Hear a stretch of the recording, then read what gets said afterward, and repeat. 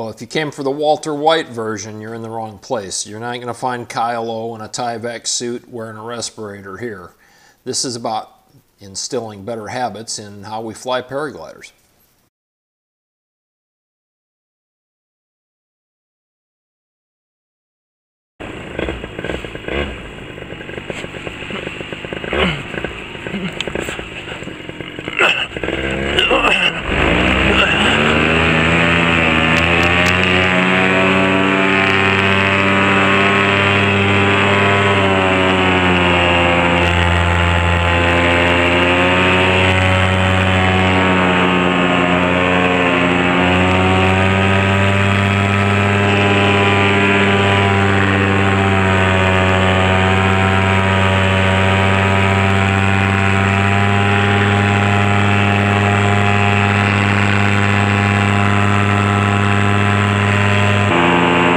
Jim invited me up here to the Fernandina Beach Airport. So my buddy invited me up to the Fernandina Airport to go fly with him, and out of course of habit, I videotaped his takeoffs and a few of his touch and goes, and decided there was something going on there that I wanted to talk with him about. And he asked that I not divulge his name, but the more we talked about it and translated it to safety and better habit patterns, the more he was open to saying, yeah, go ahead and use it. It sounds like a good thing to do for the paragliding community. As evidenced by the very first photo of this video segment, I capture a lot of things that I do wrong by videotaping myself and reviewing it and poring over it, looking for stuff that I can improve on, stuff that I've done right that I want to continue to do right. And occasionally I don't even seriously have a conscious memory of doing something wrong, and I find it on video or in the photographs that I can archive or pull out of those videos, and wow, it really makes a difference. So to be real clear, this is not about embarrassing anybody because they aren't perfect. And that's not what I'm about. This is about indicating what could be done better and why, and having some discussion about it. And if you feel the same way, please leave some comments in the section below. I know that a lot of you guys have commented on previous posts that I've made, and it's really made a world of difference in my own flying and feeling of comfort and safety while flying this paraglider. So take a look here and see if you see what concerned me so much.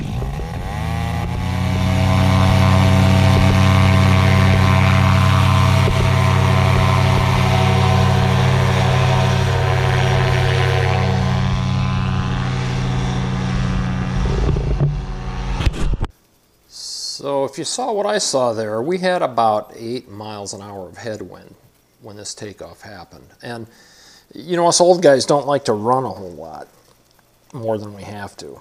So we do all kinds of bad things. Rather than running and wait until the wing generates enough lift to get us airborne, we jump and get into the seat, or we snap down a lot of brakes. And that's what I saw here that I didn't like. And it just so happened to coincide with the upcoming pavement of the closed runway, and it was a fairly long section across that runway, probably about 100 foot of asphalt, where he snapped down the brakes to get himself airborne and then had to hold that very deep brake setting, and if it wasn't for the wind, I think he would have bottomed out on that asphalt, because when he gets to the other side, you see he eases the, no, he doesn't ease them up. He dumps the brakes to get into the seat, thinking that the distance that he'd covered in terms of time, it was an appropriate time to get into the seat, but he didn't have the appropriate altitude to get into the seat. So he dumps the brakes, the glider surges forward, and he sets up a bit of an acceleration momentarily until he gets to a higher climb speed, and the glider slowly pitches back up without really any inputs at all. I don't think it's an optimal technique. This probably comes from flying on nights when there's not much wind or mornings when there's no wind at all. And really the only way for some of us heavier, older guys to get airborne is to really get into a deep brake pull, exaggerate body language, and we just don't have the foot speed to be able to get to flying speed like some of you younger guys do.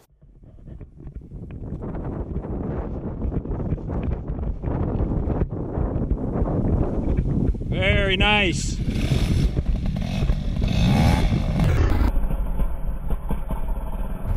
But here we go again with an even more flagrant example of a behavior I'd like to see him change. We had 8 miles an hour of wind here, so there's no reason to be this deep into the brakes.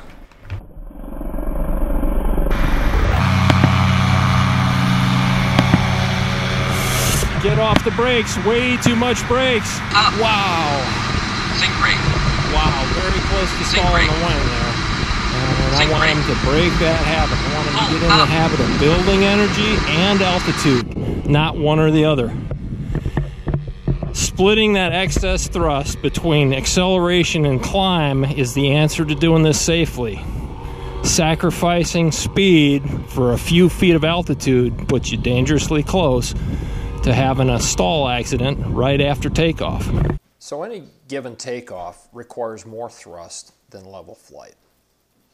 Anything beyond the thrust that's required for level flight gives you the opportunity to build energy, either more airspeed or altitude or some of both.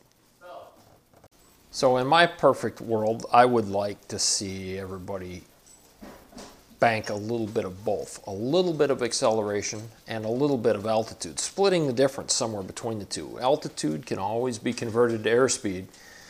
Airspeed can't always be converted to altitude. Most of the time it can for a little bit. However, wind shear, rotor, wind direction changes, all kinds of things can interfere with your plan to convert airspeed into altitude. But holding the brakes deeply like this gives you neither of those. And when my buddy finally did let go of the brakes, he's actually getting three things. He's trading what little altitude he has for some acceleration. He's getting acceleration as that drag goes away, and he's eventually going to get some altitude. But I don't think this was his intention. If his intention was to do that, it's one thing. I don't think it was in the plan from the beginning for him to do this. In any event, we got some pretty good views of us flying around over the intercoastal waterway and really not having many outs. I'd hate to land in that swamp down there with all those alligators.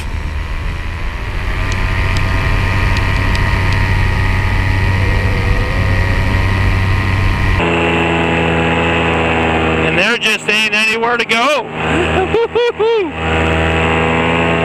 It's kind of crazy.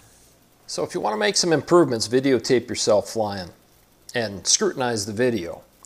Maybe have some buddies or some more experienced pilots take a look at it, and if you really happen to have thick skin, put it out there on social media and see what happens.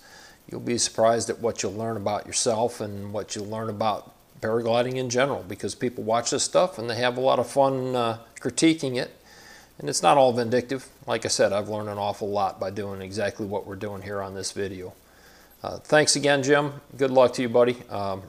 Really nice flying with you yesterday morning.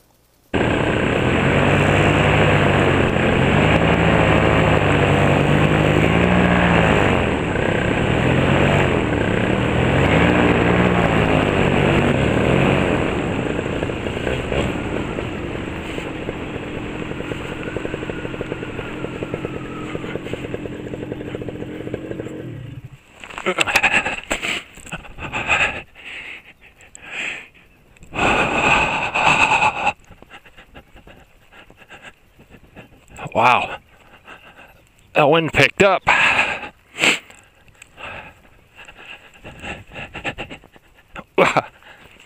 There we go.